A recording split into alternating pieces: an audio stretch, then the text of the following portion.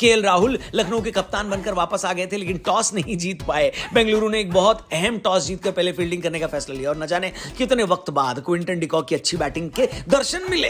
कम से कम इस सीजन में तो डिकॉक पहली बार अच्छा खेल रहे थे और इंडिया की पिचें तो डिकॉक को सूट भी करती हैं कि नहीं। किसी को डाउट हो तो पिछले साल इंडिया में हुआ वर्ल्ड कप जाकर देख लो, जहां पर वनडे से रिटायरमेंट लेने से पहले डिकॉक ने गर्दा उड़ा दिया था। डिकॉक के अलावा लखनऊ का और कोई बल्लेबाज टिक कर नहीं खेल पा रहा था, लेकिन दूसरे एंड पर क्विंटन डिकॉक इतना बढ़िया खेल रहे थे कि किसी को इस बात की फिक्र भी नहीं थी।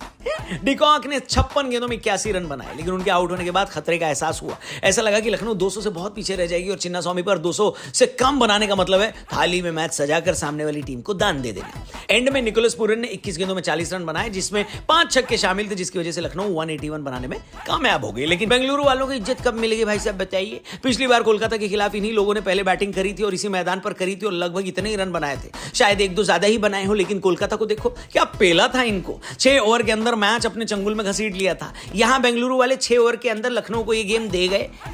पहले तो कोहली आउट हुए 22 बनाकर। फाफ डुप्लेसी को अगर हल्की फुल्की जॉगिंग करनी थी तो चिन्नास्वामी के बगल में कबन पार्क है, वहां चले जाते। यहां पर इतनी हल्की फुल्की जॉगिंग करेंगे तो रन आउट ही होंगे ना, जो कि हो गए। लेकिन मैच का बेस्ट पार्ट था एक भारतीय तेज गेंदबाज का ऑस्ट्रेलिया वालों को अपनी रफ्तार से खौफ में रखना। यादव जी के लड़के मयंक ने एक बार फिर से तबाही मचा दी और अब की बार तो पिछली बार से भी एक लेवल ऊपर।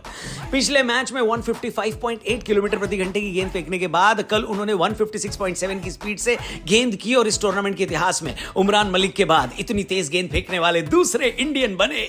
लेकिन मामला सिर्फ तेजी का नहीं था, उन्होंने अपनी स्पीड से ग्लेन मैक्सवेल को चौंकाया और कैमरन ग्रीन भी तेज रफ्तार के सामने बल्ला टाइम पर लगा नहीं सके और बोल्ड हो गए। अब देखो, इंडिया वाले मयंक की गेंद पर आउट हो तो समझ में आता है, लेकिन ऑस्ट्रेलिया वाले तो इस तरह की तेज गेंदबाजी के खिलाफ बचपन से खेलते आते हैं। यानी अगर मयंक ने ऑस्ट्रेलिया वालों को परेशान कर दिया, मतलब लड़का टैलेंटेड है। इस टैलेंट ने कल एक बार फिर 3 विकेट लिए और उनकी तूफानी गेंदबाजी की वजह से बेंगलुरु अपने ही घर में एक और बार जलील हो गया और 28 रन से ये मैच बेंगलुरु वाले हार गए। चैनल को जरूर सब्सक्राइब करिए। जय हिंद, जय भारत।